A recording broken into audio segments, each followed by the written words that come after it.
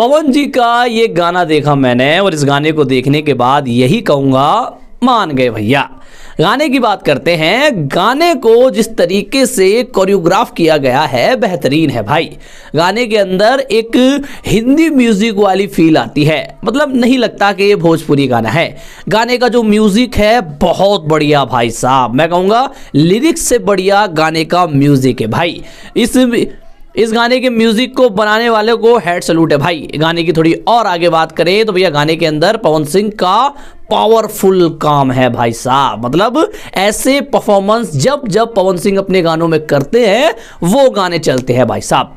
गाने के अंदर जो मॉडल है उनका काम भी बेहतरीन है। जिस तरीके से उन्होंने अपना फिगर दिखाया है, जिस तरीके से उन्होंने अपने हुस्न का जादू इस गाने के अंदर बिखेरा है, काबिले तारीफ है। गाना कुछ लोगों को पसंद आ रहा है और कुछ लोगों को नहीं पसंद आ रहा है। उसके कई सारे कारण हो सकते हैं, क्योंकि गाने के अंदर जिस तरीके से लोग एक्सपेक्ट कर रहे थे उस तरीके से गाने के लिरिक्स नहीं लिखे गए हैं। जी हाँ, गाने के लिरिक्स उस तरीके के नहीं हैं जिस तरीके के शायद पवन जी के जो फैंस हैं वो एक्सपेक्ट कर रहे थे। बट गाने के लिरिक्स एवरेज हैं। अगर थोड़ा सा और काम किया होता तो शायद और बढ़िया लिरिक्स हमें सुनने को मिल सकते थे। पर गाने के लिरिक्स एवरेज है, उसके मुकाबले गाने का म्यूजिक, गाने की वीडियो क्वालिटी और गाने के अंदर ये जितने भी कलाकार हैं उनका जो परफॉर्मेंस है वो काबिले तारीफ है भाई।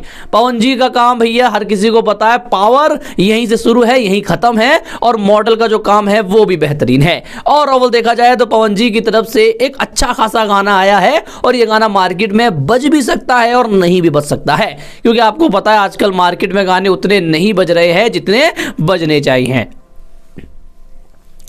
खैर, पवन जी के इस गाने के लिए मैं इतना ही कहूंगा कि गाना अच्छा है, गाने के अंदर कोई बुराई नहीं है। लिरिक्स थोड़े से शायद फीके पड़ते हुए नजर आते हैं, बट इग्नोर किया जा सकता है। बाकी आपको गाना कैसा लगा कमेंट करके जरूर बताएं। मेरे लिए ठीक ठाक सा गाना है भाई।